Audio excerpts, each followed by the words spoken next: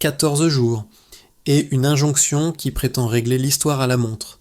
Dans le récit présenté, Ibrahim Traoré refuse l'ultimatum attribué à l'ONU et renverse la logique attendue en opposant la dignité nationale à une stabilité conditionnée par l'obéissance. Si l'échéance n'est qu'un nombre, que devient la vie quotidienne quand ce nombre dicte le droit de décider, et pourquoi Ibrahim Traoré choisit-il de porter ce bras de fer au grand jour, malgré les menaces annoncées ?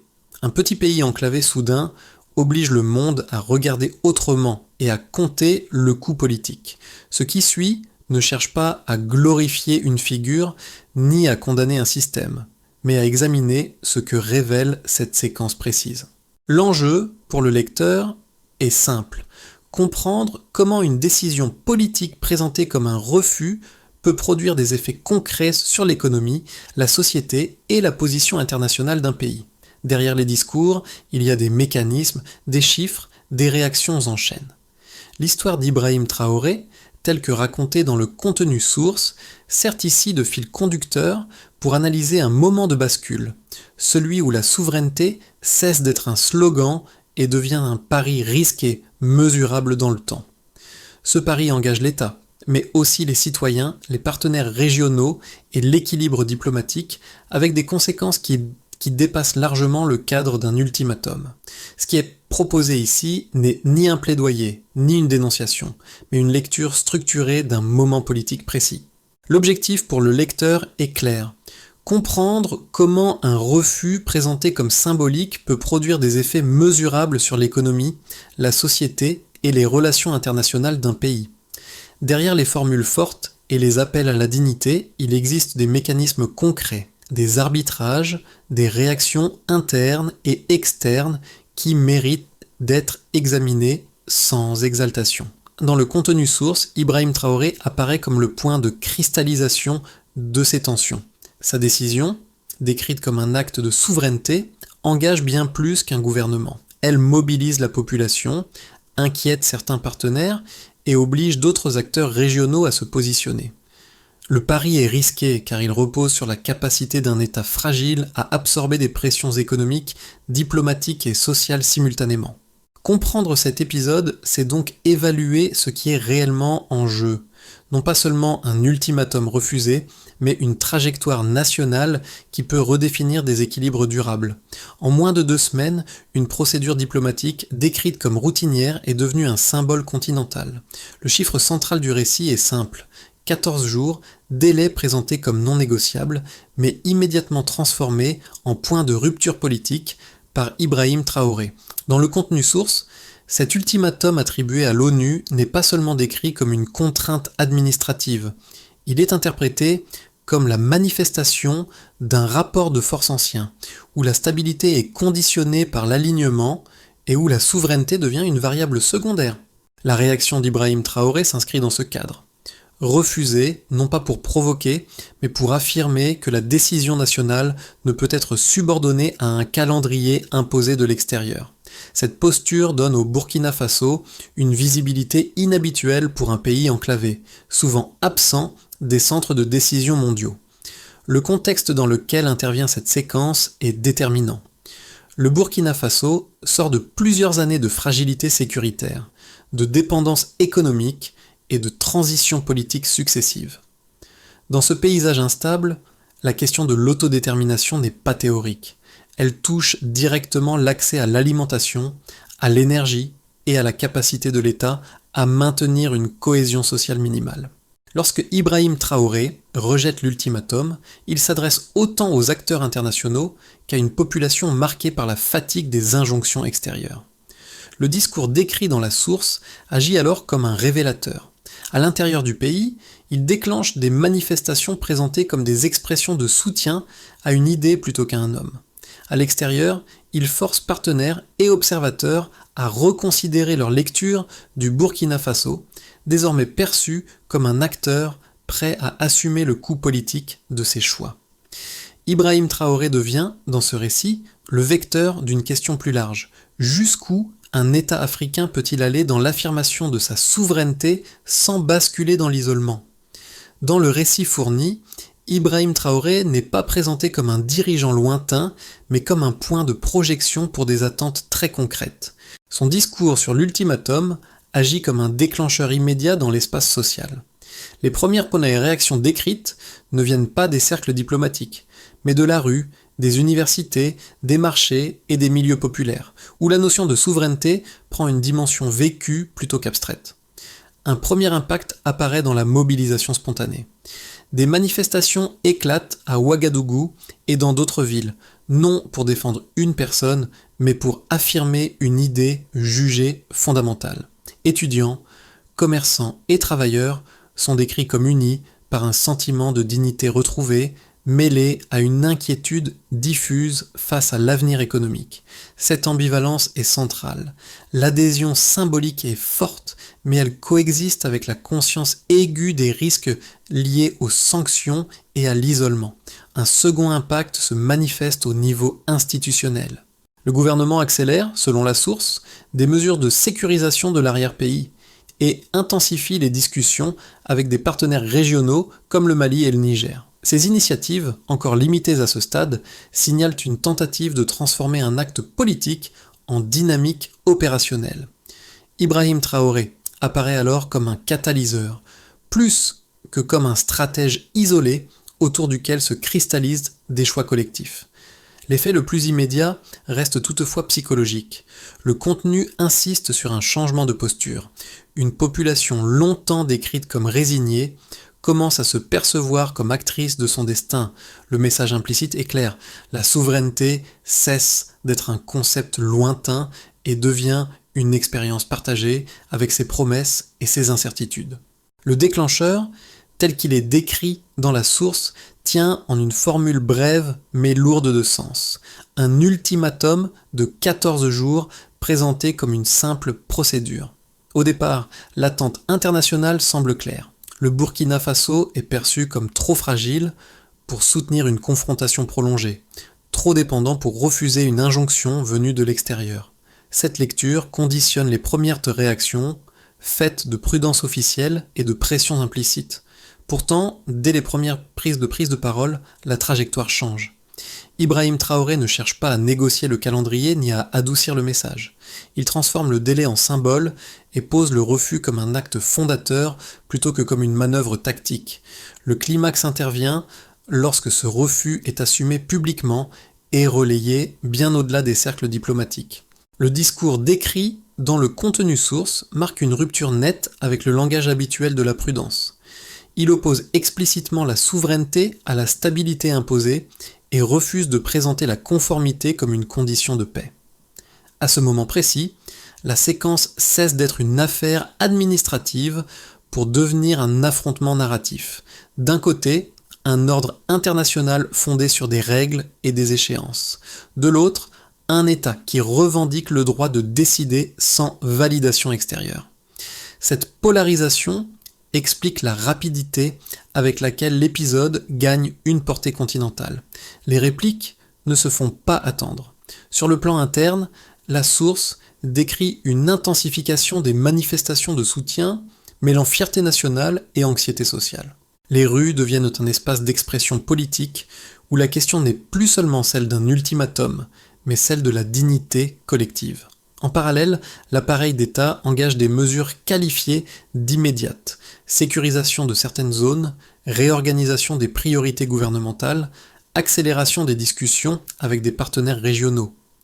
Ces actions visent moins à afficher une autosuffisance totale qu'à montrer une capacité de réaction rapide. À l'extérieur, les répliques prennent la forme de menaces de sanctions économiques et diplomatiques, évoquées comme un levier classique de pression. Toutefois, le récit insiste sur un effet paradoxal. Ces menaces, censées isoler, contribuent aussi à renforcer une solidarité régionale, notamment avec le Mali et le Niger.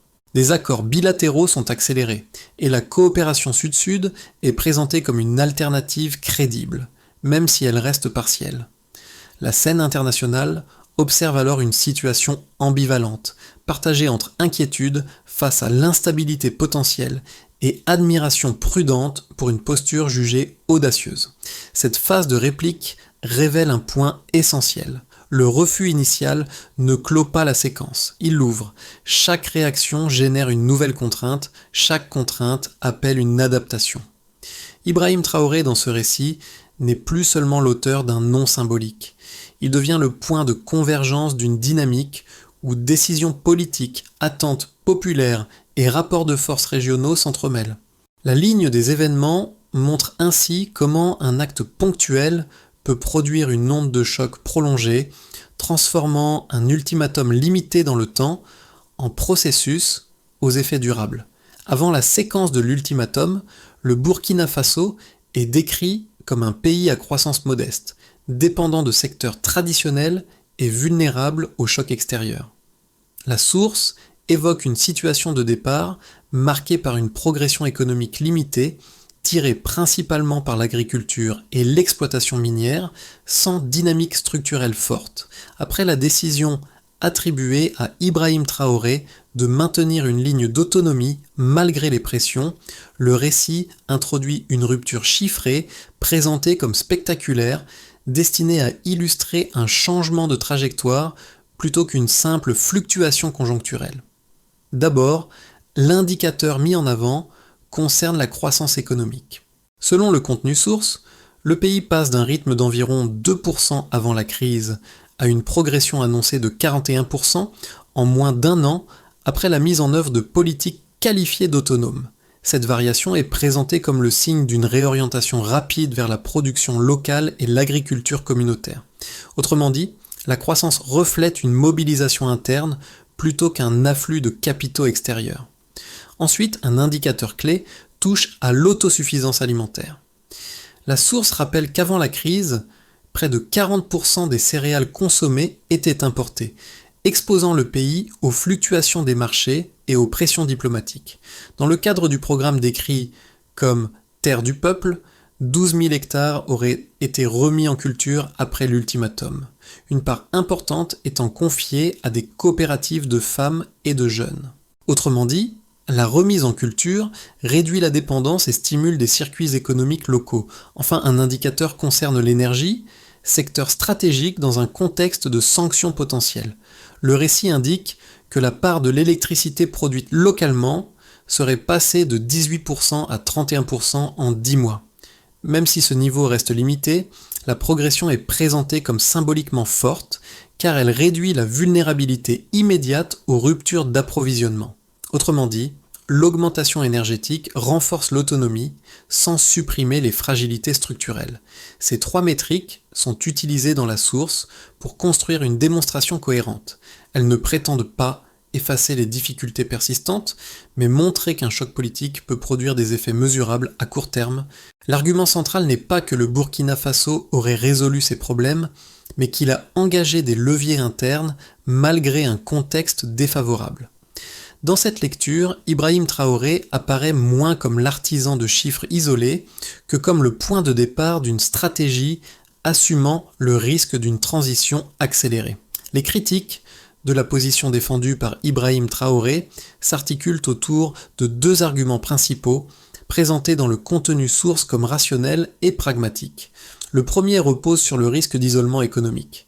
Selon cette lecture, un pays enclavé et déjà fragile ne peut se permettre de rompre avec des partenaires financiers et commerciaux majeurs sans s'exposer à une contraction sévère de son économie.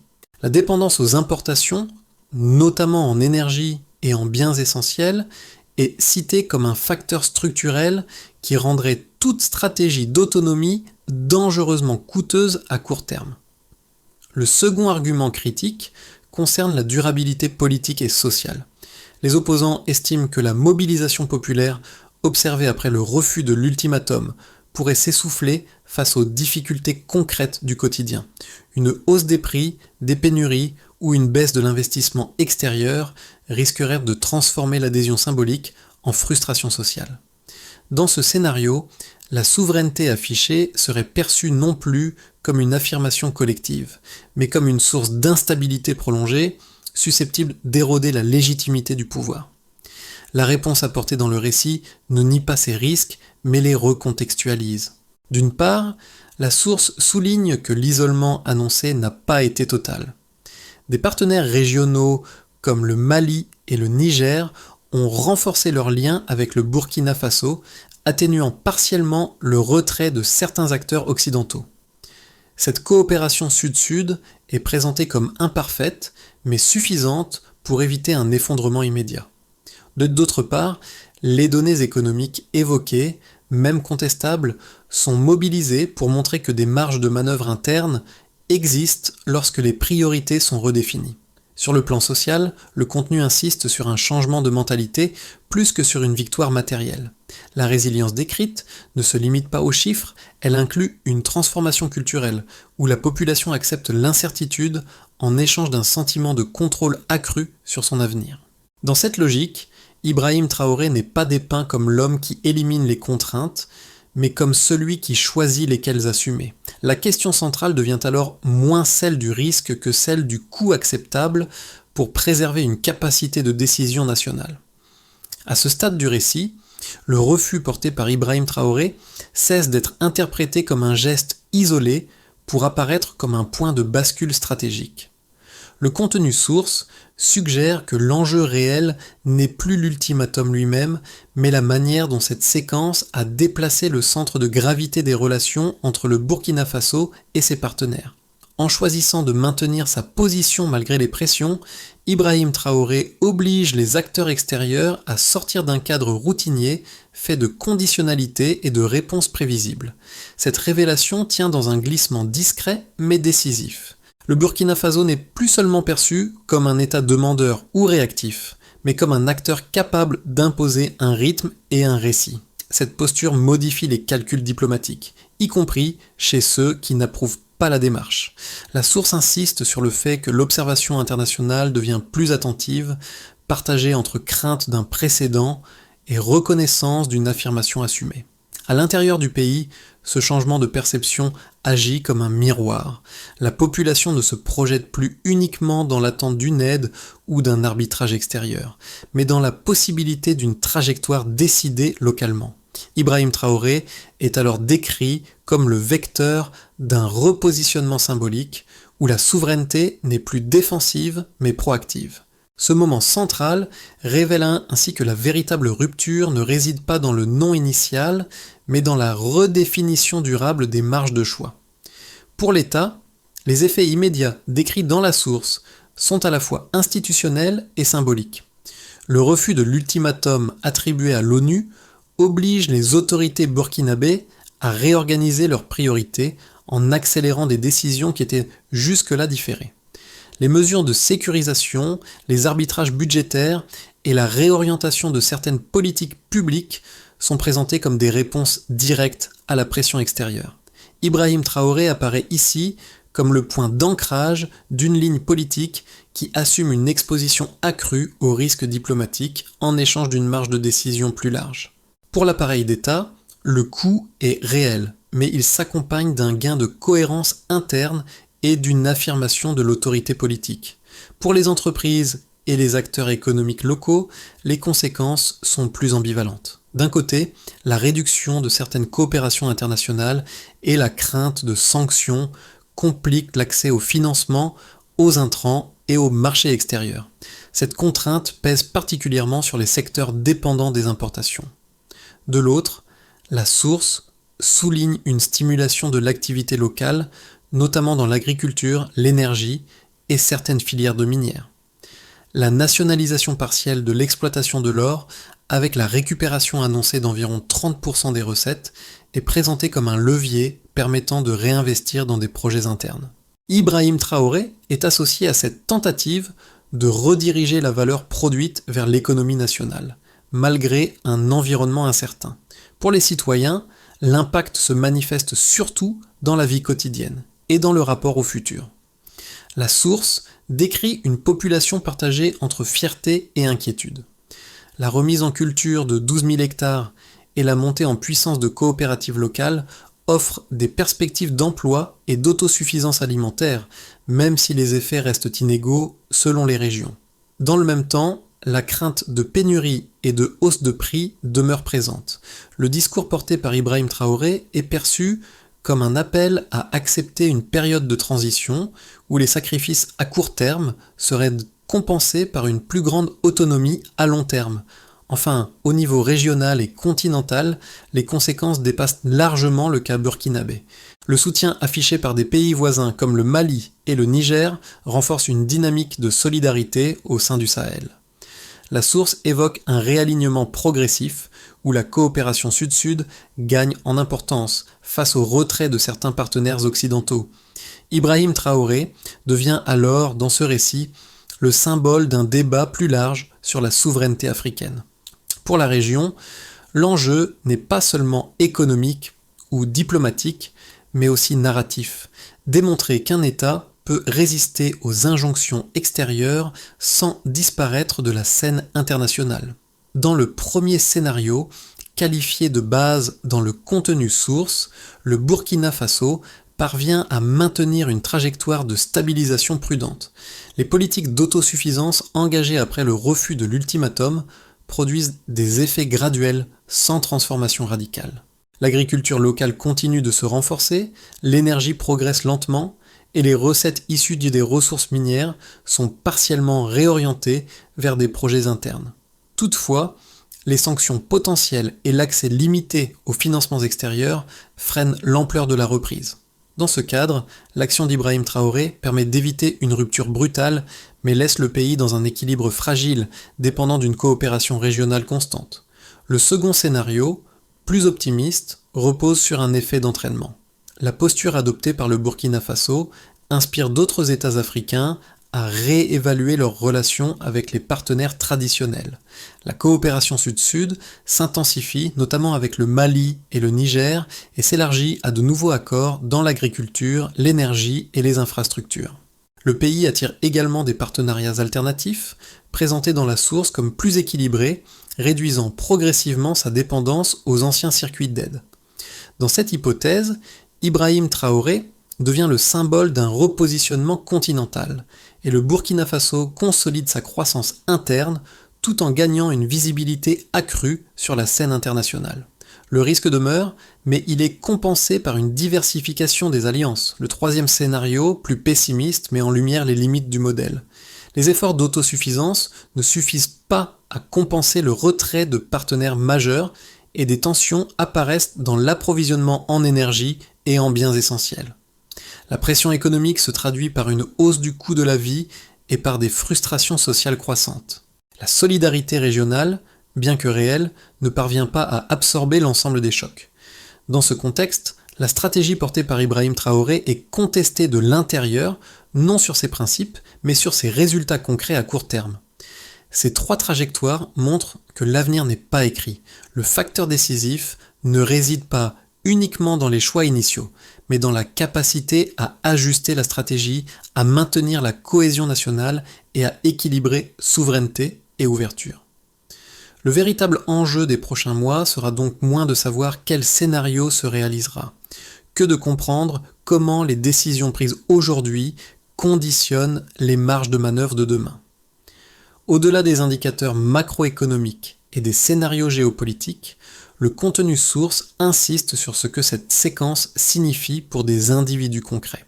Pour une partie de la population urbaine, les décisions prises après le refus de l'ultimatum se traduisent par une attention accrue au prix, à l'approvisionnement et à la stabilité de l'emploi. L'incertitude est présente, mais elle s'accompagne d'un sentiment nouveau, celui d'être directement concerné par des choix jusque-là perçus comme lointains.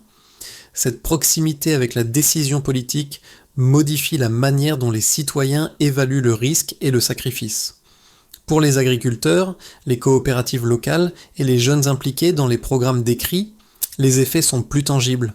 La remise en culture de terre et la valorisation de circuits courts offrent des opportunités réelles, même si elles restent inégalement réparties. Le récit montre que ces initiatives ne garantissent pas une prospérité immédiate, mais qu'elles redonnent une marge d'action à des acteurs souvent relégués au second plan. Dans ce cadre, La figure d'Ibrahim Traoré sert moins de modèle individuel que de repère symbolique, autour duquel s'organisent comme des efforts collectifs. Pour un lecteur extérieur au Burkina Faso, l'enjeu est différent. Cette histoire invite à interroger la relation entre souveraineté et confort matériel, entre dépendance et stabilité apparente. Elle suggère qu'un choix politique peut avoir un coût immédiat, mais aussi produire un sentiment de maîtrise rarement mesuré dans les analyses économiques classiques.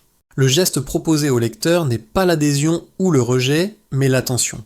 Observer comment des sociétés arbitrent entre sécurité à court terme et autonomie à long terme, et reconnaître que ces arbitrages ne sont jamais abstraits.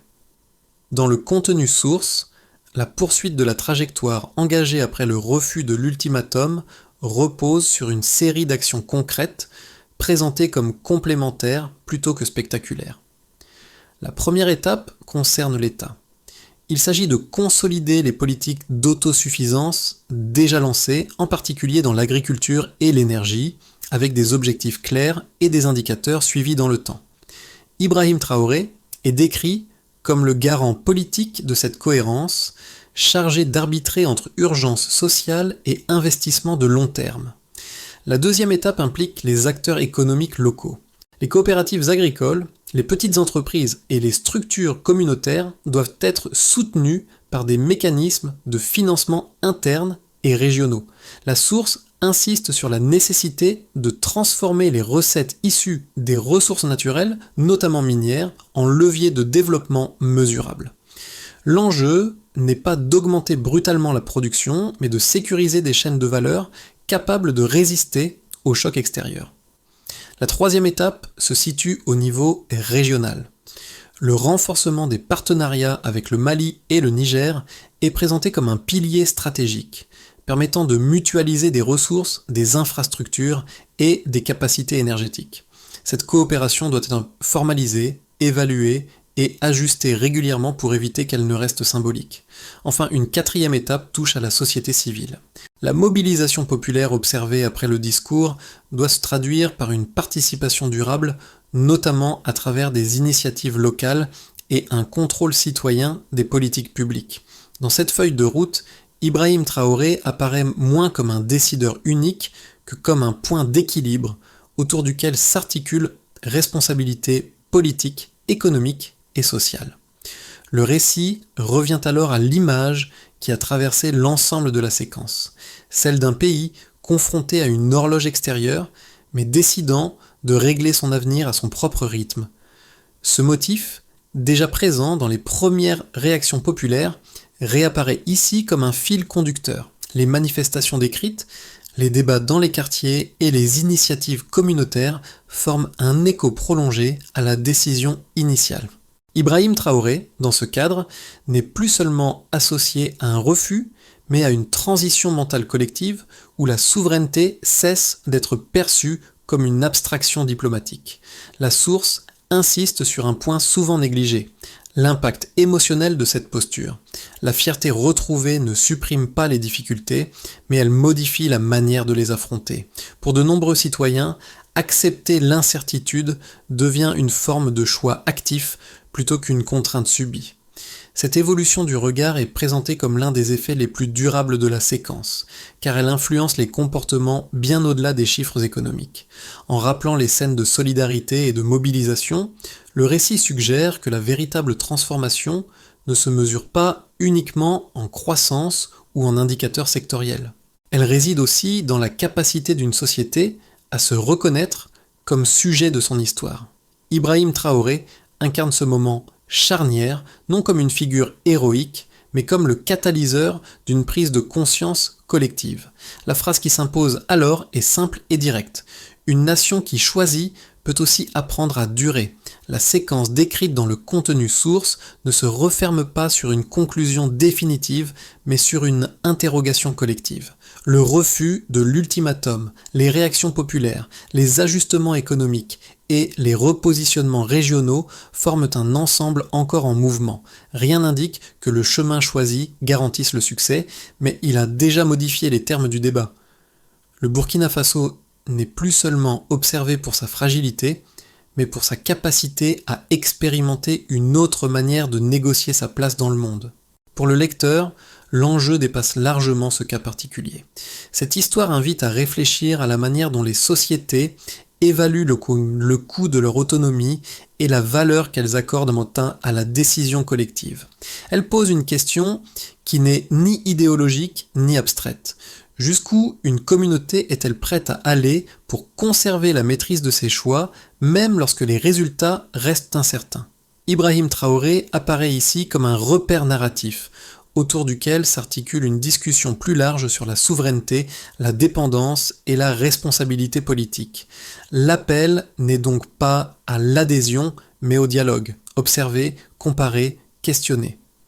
Ce qui se joue au Burkina Faso résonne bien au-delà de ses frontières, car il touche à un dilemme universel entre sécurité immédiate et autonomie assumée. La question finale reste ouverte et elle s'adresse à chacun. Dans un monde de plus en plus contraint, quelle part de risque sommes-nous prêts à accepter pour décider par nous-mêmes ?